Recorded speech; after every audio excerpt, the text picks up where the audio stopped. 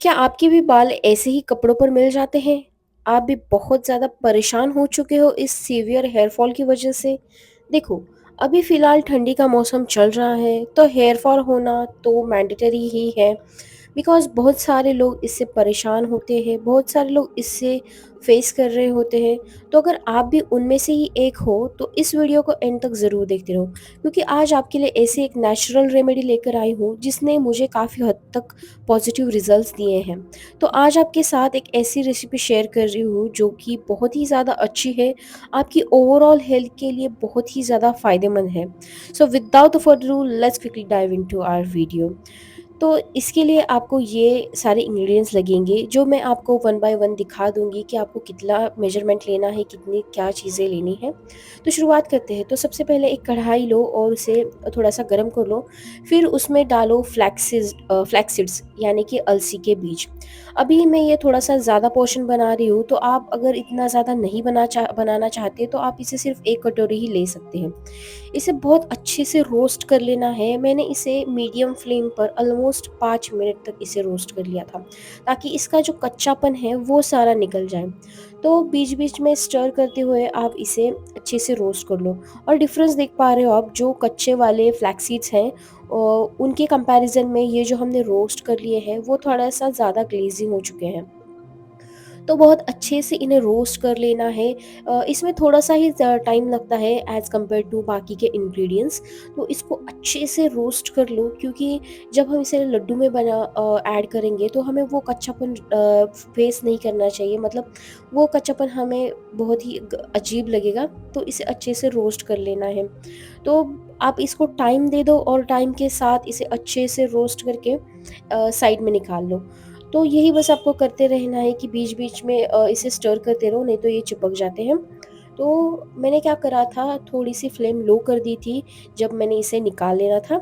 5 minute मैंने इसे अच्छे से रोस्ट किया है, बहुत अच्छे से ये भुन चुका है। अब हमारा नेक्स्ट इंग्रीडिएंट्स है, जो कि है सनफ्लावर सीड्स। तो ये मैंने 50 ग्राम के करीब लिए हुए हैं। तो अगर आपको क्वांटिटी कम या ज़्यादा करनी है तो आप कर सकते हो, बट ये परफेक्ट मेजरमेंट है, क्योंकि मैं ज़्यादा मीठा नहीं खाती हूँ। तो एकदम बैलेंस वाले ये मैंने लड्डू बनाए थे, जिसमें बहुत ही अच्छे से प्रोपोर्शन सारे इंग्रेडिएंट्स का था। तो इन्हें भी अच्छे से रोस्ट कर लेना है, मतलब कि इन पर एक अच्छा सा गोल्डनिश कलर आ जाएगा, तब आपको फ्लेम जो है एकदम लो कर देनी है।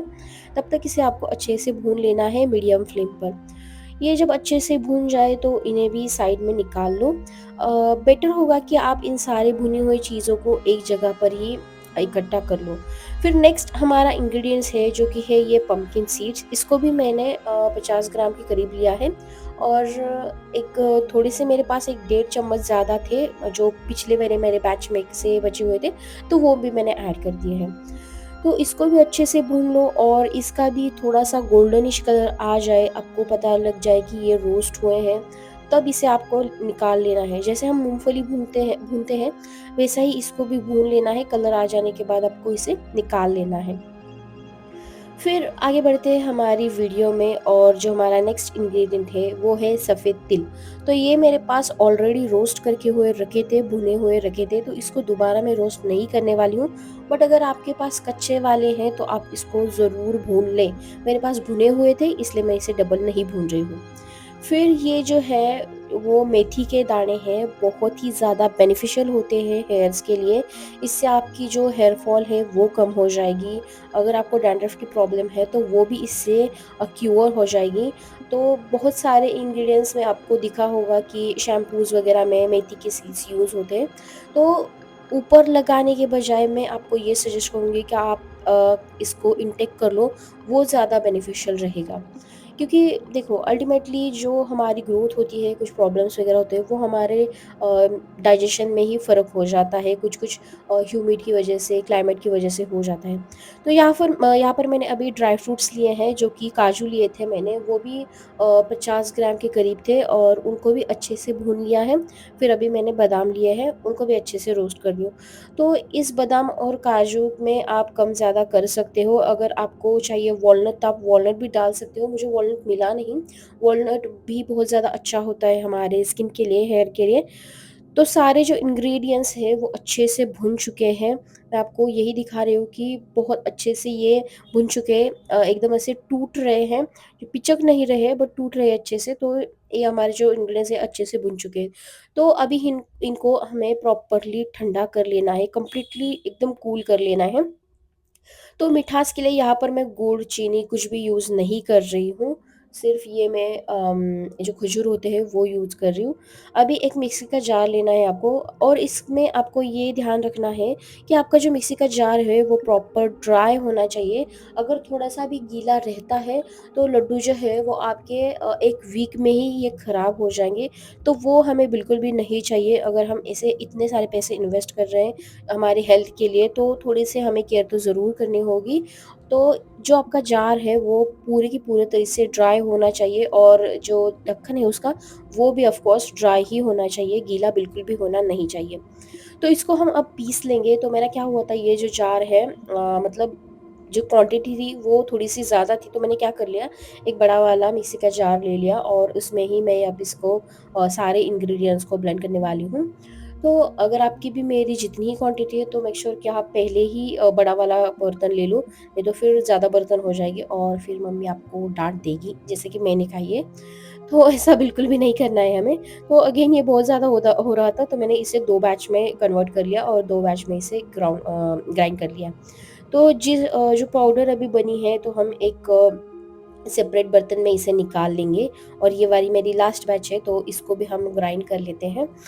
तो आपको जो ये मिक्सचर है वो ज़्यादा बारीक नहीं करना है, थोड़ा-सा कोर्स रखना है, ताकि जो ये हमने जो इंग्रीडिएंट्स डाले हैं वो अच्छे से मतलब हमारे दाँत के बीच में आ जाए, जिससे इसका टेस्ट और भी बढ़िया लगेगा। अगर इसका पाउडर बनाते हैं तो वो आपके दाँतों में वगैरह चिपक सकता है, तो मैं प्रेफ़र नहीं करूँगी कि आप इसे फाइनली एकदम बारीक कर दो, थोड़ा-सा कोर्स कर लो, थोड़ा-सा ये जाड़ा ही रहेगा तो अच्छा रहेगा।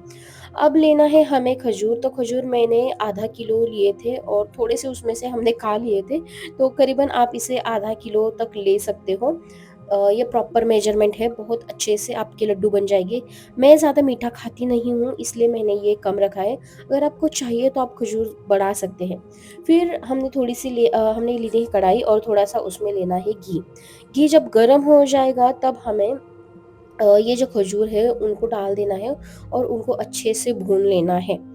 तो ये मैं क्यों कर रही हूँ? इसका वजह ये है कि मेरे जो मिक्सी जार है वो बहुत ज़्यादा पुराने हो चुके हैं, और उसमें ये अगर मैं ऐसे ही खजूर डाल देती तो वो तो पिसने वाले नहीं थे।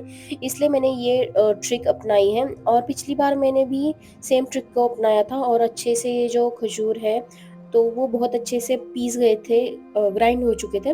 तो इसलिए भी मैं सेम ट्रिक अभी फ़ॉलो कर रही हूँ। तो इनको अच्छे से भून लेना है। अब भूनते टाइम हमें एक बात का ध्यान रखना है, गैस की फ्लेम जो है वो हमें कम रखनी है और कंटिन्यूअसली इसे चलाते रहना है।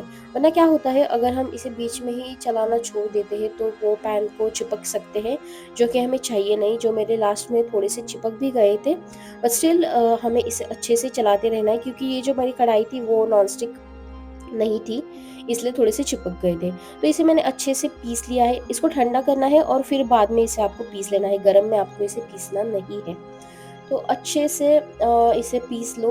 तो जब आप उसको रोस्ट करोगे ना तो बहुत अच्छे से ये पीस जाएगा, आपके जो ग्रैन्युल्स हैं वो ज़्यादा नहीं रहेंगे, एकदम छोटे-छोटे से रहेंगे। तो जो सारा का सारा अभी जो खजूर है वो मैं ब्लेंड कर रही हूँ, और एक बात आपको बताना चाहूँगी कि इसका आप जब ड्राई करते हो ना तो पल्स मोड पर थोड़ा-थोड़ा, थोड़ा-थोड़ा करके इसे ये कर लो, ग्राइंड कर लो, तब ये बहुत अच्छे से पिस जाएगा, बहुत अच्छे से बारीक हो जाएगा। तब अब मैं इसे मिला रही हूँ, क्योंकि ये लास्ट बैच था मेरा, तो अच्छे से सारा का सारा मैं इसे निकाल लूँगी। और आपको लग रहा होगा कि ये मिक्सचर ज़्यादा है और खजूर कम है, तो मैंने पहले भी कहा है कि मैं ज़्यादा मीठा नहीं खाती हूँ, इसलिए मैंने इसे कम मीठा रखा है। उससे क्या होता है, जब हम ज़्यादा मीठा बनाते हैं तो वो मुँह में ऐसे घुल नहीं जाते हैं, बहुत ज़्यादा मीठा-मीठा लगता है, इसलिए मैंने सिर्फ़ इतना ही खजूर का यूज़ किया है। अगर आप कंफ़र्टेबल हो, आपको ज़्यादा मीठा पसंद है, तो आप ऑफ़ कोर्स खजूर की जो क्वांटिटी है वो बढ़ा सकते हैं। अभी मैं अकेले इन सारे लड्डू को नहीं बना सकती हूँ, ये मेरे लिए पॉसिबल ही नहीं है। तो मैंने मेरी मम्मी की हेल्प ली थी और दोनों ने मिलकर बनाए थे ये लड्डू। तो मम्मी ने फटाक से बनाकर दे दिए और बोली कि तू इसका वीडियो निकाल ले, बाकी के जो लड्डू हैं वो मैं बनाऊँगी। तो ये हमारे लड्डू तैयार है, बहुत अच्छे बने थे और बहुत ही ज़्यादा बेनिफिशियल होते हैं। आप इसे बनाकर देख लो और महीने में मुझे रिज़ल्ट ज़रूर बताओ कि आपका हेयर फॉल कम हुआ है कि नहीं? क्योंकि मैंने ये एक्सपीरियंस किया है कि जब से मैंने ये स्टार्ट करा था तो मेरा हेयर फॉल बहुत ही ज़्यादा कम हो चुका था। हेल्थ के लिए भी बहुत ज़्यादा अच्छे हैं, कोई भी इसे खा सकता है और इसे आप एयर टाइट कंटेनर में ऑलमोस्ट 15 से 20 दिन के लिए रख सकते हो क्योंकि इसमें पानी का यूज़ बिल्कुल भी नहीं हुआ है। तो अच्छे से ये 15 से 20 दिन चल जाएँगे। आपको इसे फ्रिज में रखने की भी कोई ज़रूरत नहीं है, सिर्फ़ आपको इसे एयर टाइट कंटेनर में रख देना है और 15 से 20 दिन के लिए आपका ये काम हो जाएगा। बहुत ही ज़्यादा अच्छे बने हैं, बहुत ज़्यादा बेनिफिशियल हैं, तो आप इसे ज़रूर बनाकर देख लो। अगर बनाते हो तो मुझे टैग भी ज़रूर कर देना और कमेंट सेक्शन में भी बताओ अगर आप इसे बनाते हो तो आपका एक्सपीरियंस कैसा रहा, आपको ये कैसे लगे। So yeah guys, thanks for watching, I will see you in my next video. Till then take care, stay healthy, stay safe.